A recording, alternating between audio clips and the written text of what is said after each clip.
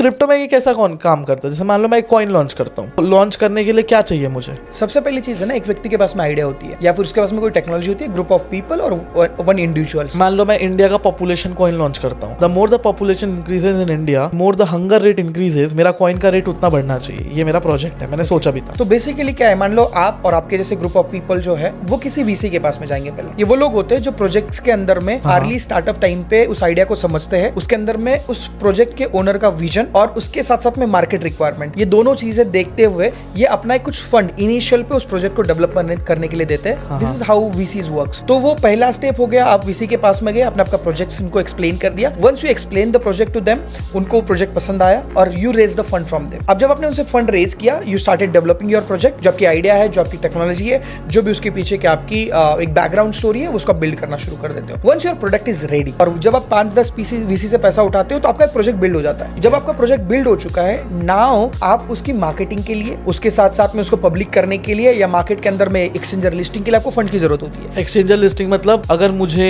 Let's say Bybit एक exchange है, उस पर लिस्ट करवाना है तो उनको कुछ पैसा देना होगा। हाँ, उनकी कुछ फीस होती है, बाइनेंस की कुछ फीस होगी, उसके बाद में कुछ लिक्विडिटी रखनी होती है आपको वहाँ पे। लिक्विडिटी मतलब कोई बाय सेल करे तो वहाँ से वो मतलब जैसे सिंपल सी बात है, इट्स लाइक अ गुल्लक, उसमें पैसे रखे हुए तो बाय सेल करे तो वो गुल्लक से ही होता है, बैंक बनाना होता है छोटा सा। It's like bank.